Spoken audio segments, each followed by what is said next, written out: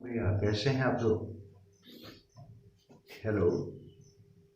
एकदम good morning good morning. Network साथ दे रहा है, बस दुआ कीजिए कि गुड मॉर्निंग गुड मॉर्निंग। और बताएं कैसे हैं आप लोग। भैया गुड मॉर्निंग। और तैयारी कैसे चल रही है।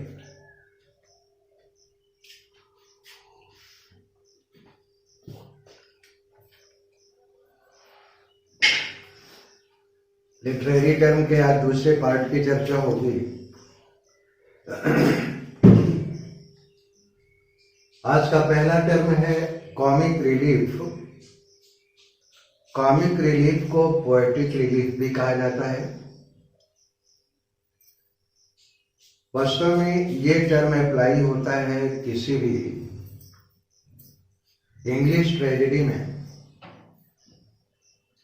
A comic relief is inserted in between in a tragedy by the dramatist to subside the tension that is built up in the mind of audience after any tense situation. आप लोगों ने देखा होगा फिल्मों में भी,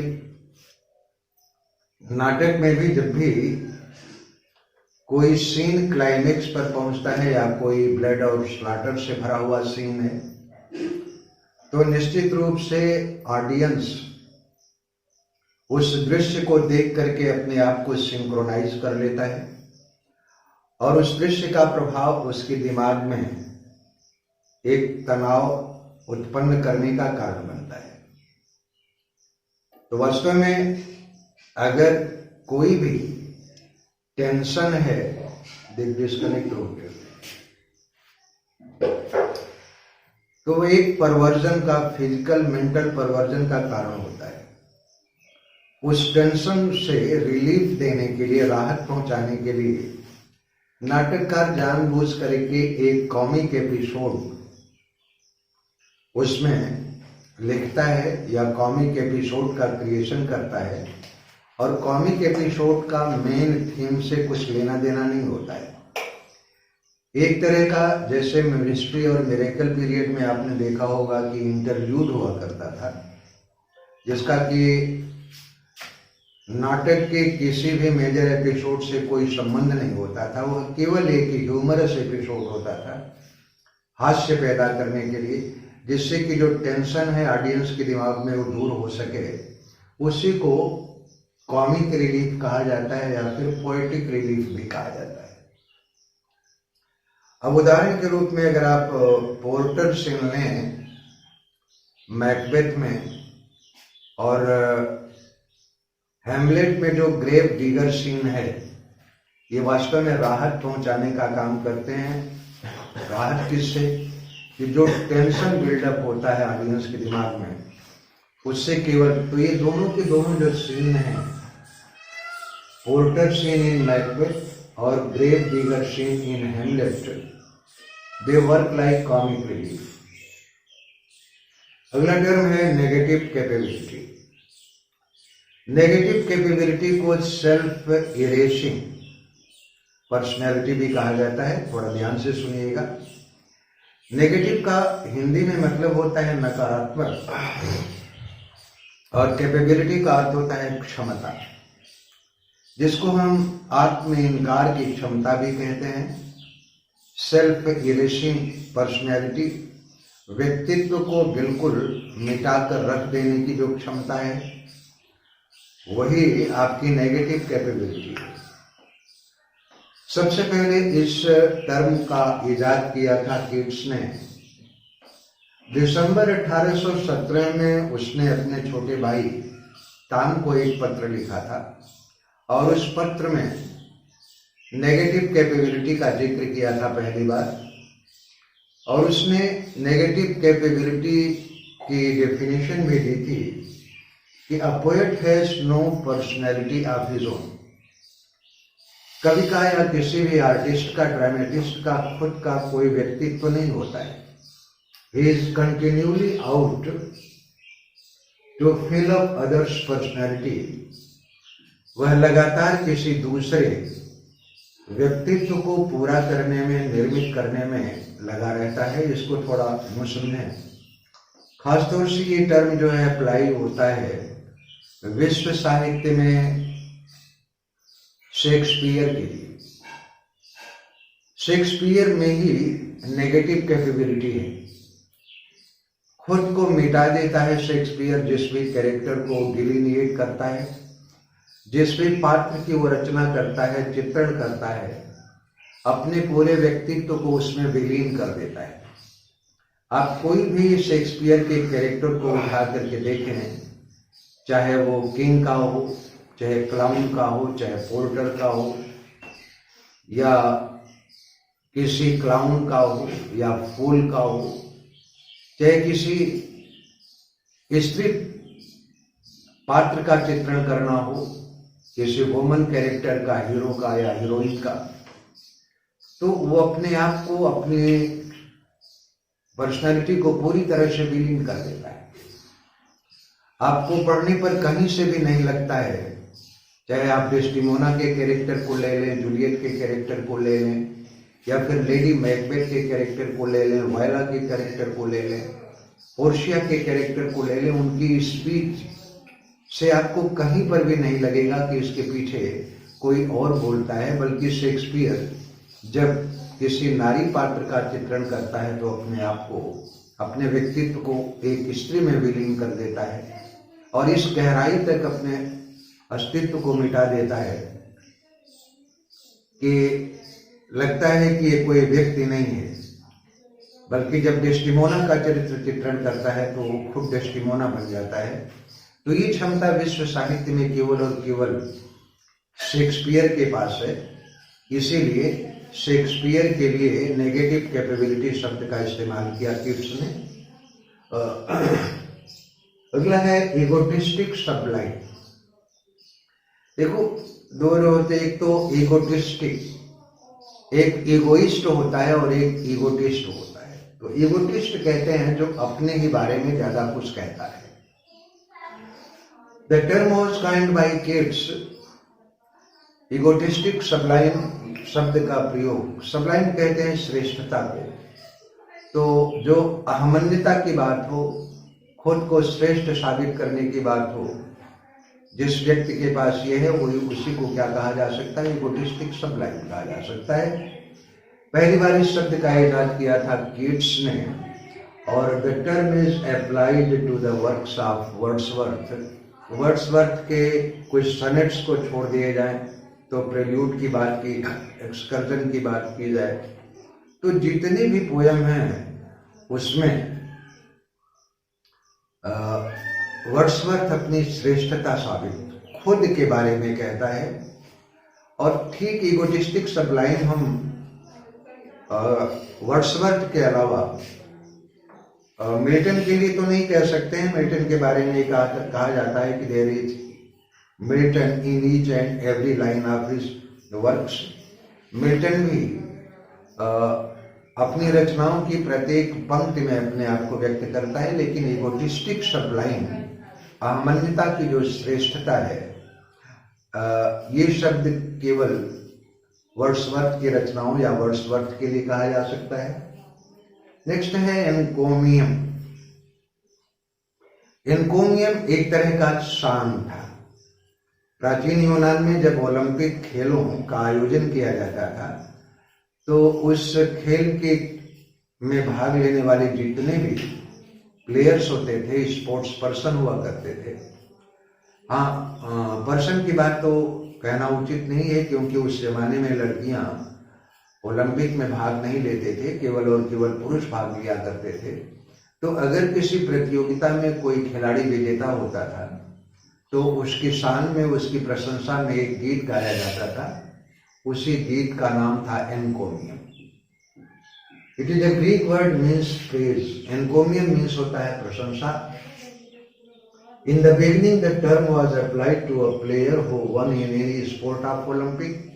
ओलंपिक खेलों की किसी भी प्रतिस्पर्धा में अगर कोई खिलाड़ी जीत दर्ज करता था तो उसकी शान में कोरिकली, सामूहिक रूप से उसका एक प्रशंसा गीत पेश किया जाता था उसके सामने, उसी को कहा जाता था एनकोमियम।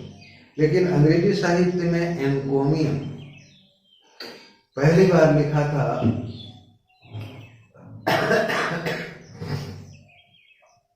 मिल्टन ने on the morning of Christ nativity.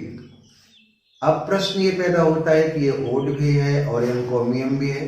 अगर प्रश्न ये पूछा जाए कि odd on the morning of Christ nativity, आपका ऑप्शन ए में दे दिया जाए एनकोमियम, ऑप्शन बी में दे दिया जाए ओड, और सी में सनेट, और डी में जो है बोथ ए एंड बी, तो ये एनकोमियम भी है और ओड भी है।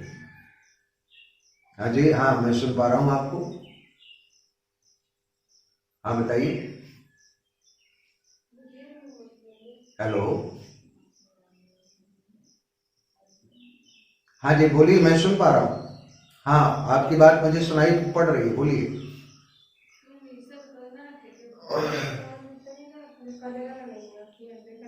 कुछ क्लियर सी नहीं आ रही है। आपको बोर्ड दिख रहा है? आप लोग मेरी बात सुन पा रहे हैं?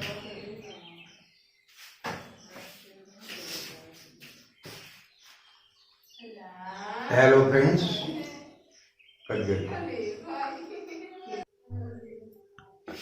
डियर फ्रेंड, थोड़ा सा नेटवर्क डिस्टर्ब हो गया, इस कारण से कंप्लीट नहीं हुआ, फिर भी जो है reviews.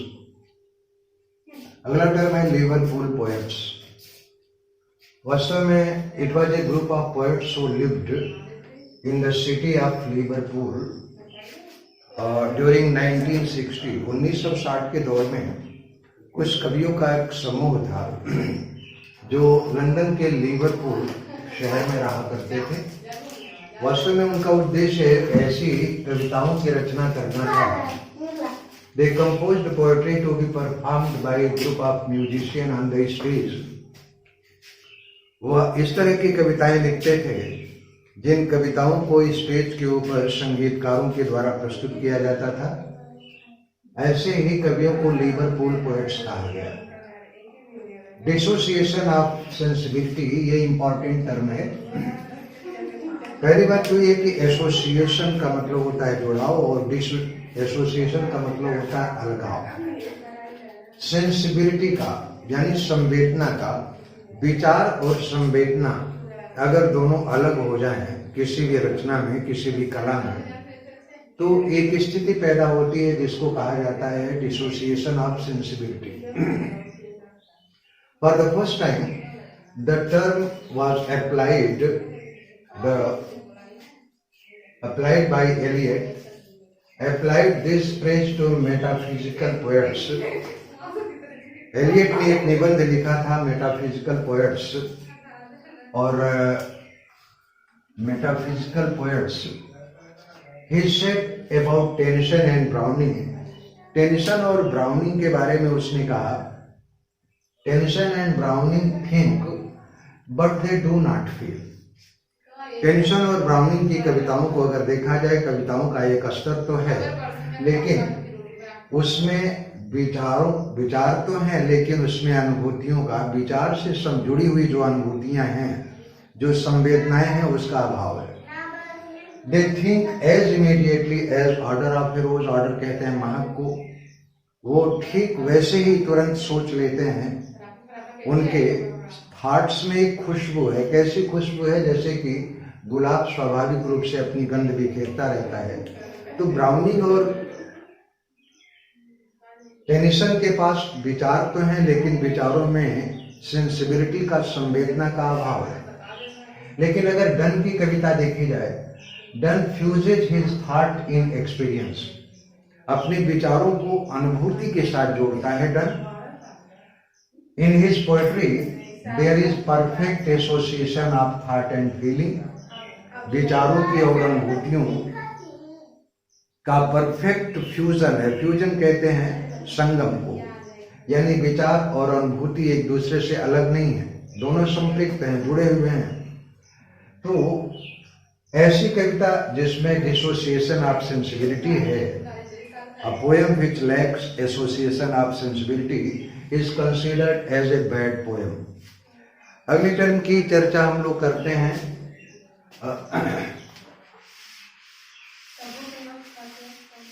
Stoicism.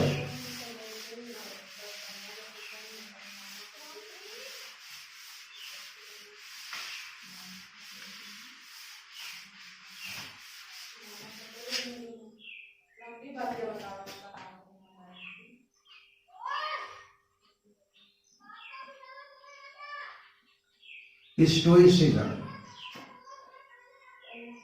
This is Stoic philosophy.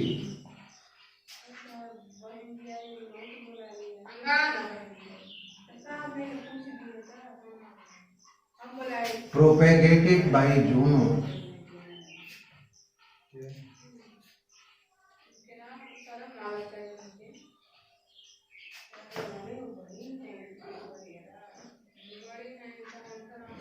In Greek. प्राचीन यूनान में जूनो नाम के ऋषि ने स्टोइक फिलॉसफी को प्रचारित किया, लेकिन ये ध्यान रखिएगा कि it is based on Jainism. वास्तव में स्टोइक फिलॉसफी की जो अवधारणा है वो और कुछ नहीं है, बल्कि जो जैन दर्शन है हमारे देश में, उसके सिद्धांतों और उसकी अवधारणाओं पर आधारित है stoic philosophy. It is a state of indifference to pain, indifference to pain and pleasure.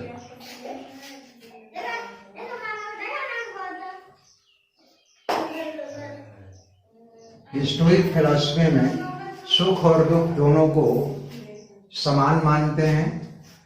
जो स्टोइक फिलॉसफी का प्रैक्टिशनर होता है या मानने वाला होता है, वो पेन और प्लेजर से इनडिफरेंट रहता है, उदासीन रहता है। He is neither elated when he is in the state of pleasure, nor he is downcasted in the state of pain. न तो सुख की अवस्था में वो बहुत ज्यादा प्रफुल्लित हो जाता है, उत्साहित हो जाता है, और ना ही दर्द में, दुख की अवस्था में वो उदासीन होता है या दुखमय हो जाता है। सुख और दुख दोनों को समान समझता है। और इसमें एक दिन प्रश्न पूछा गया था DSSP में कि who was the follower of Stoic philosophy to Brutus?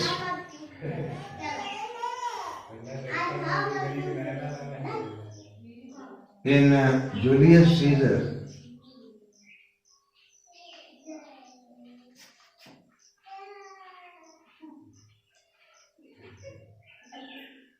was follower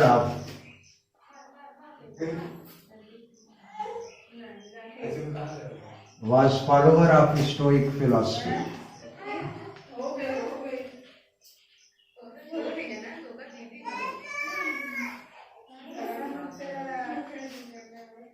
note कर लीजिए। फिर नेक्स्ट टर्म हेडोनिज्म की चर्चा की जाए।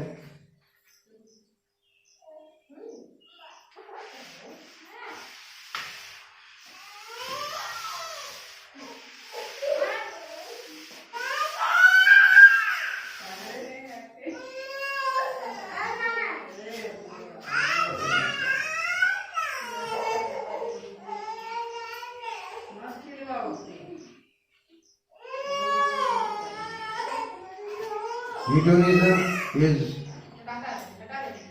a type of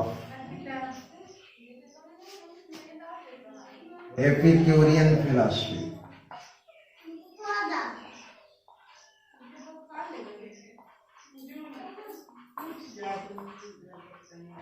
वास्तव में हेडोनिज्म एपिक्यूरियन फिलॉसफी को की एक किस्म कह सकते हैं, एक प्रकार कह सकते हैं।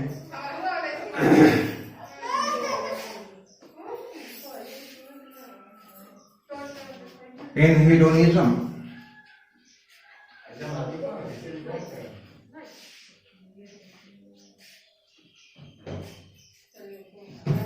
the supreme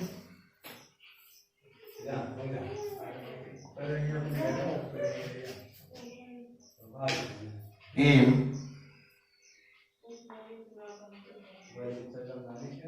is the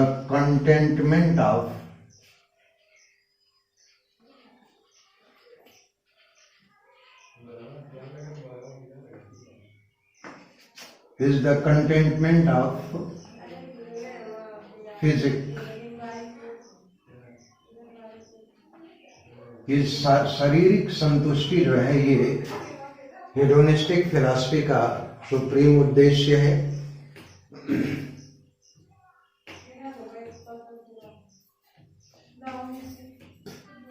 The pleasure is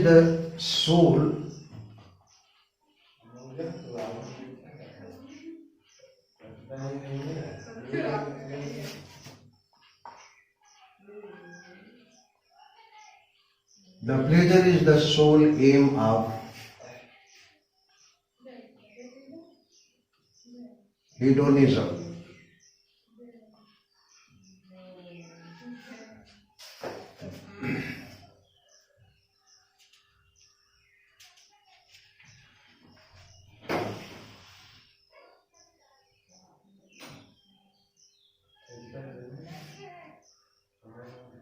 next term है पेरिपेशिया।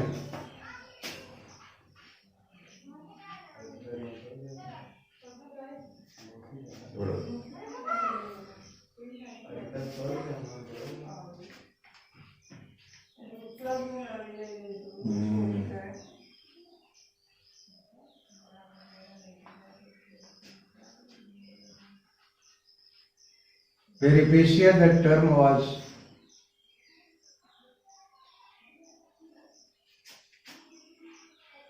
given by Aristotle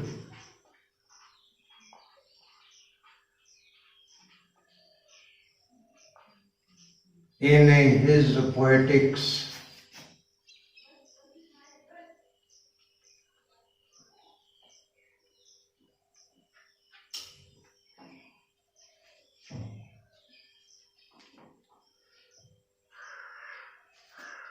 It is sudden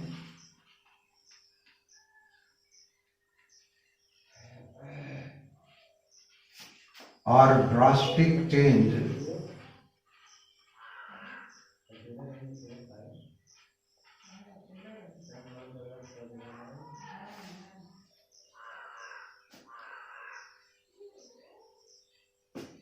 in the fortune of dramatic persona.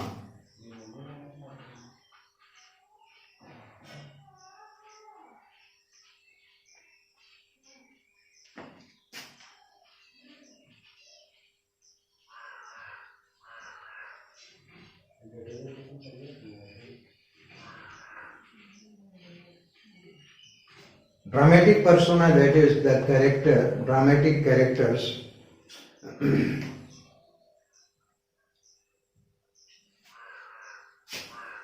पेरिपेशिया शब्द का इस्तेमाल पहली बार अरस्तु ने अपने पोएटिक्स में किया था। वास्तव में पेरिपेशिया क्या है कि इट इज सडन और drastic change in the fate of dramatic persona. किसी भी नाटक में जो कैरेक्टर हैं उनके भाग्य में एक क्रांतिकारी रूप से या एकदम अचानक से जो है परिवर्तन, उसी को पेरिपेशिया कहा जाता है। एग्जाम्पल अगर आप लें तो Shylock falls to Peripecia when everything was in his favor, but suddenly the verdict of Portia changes his fate suddenly. आपने पढ़ा होगा जूलियस सीजर में और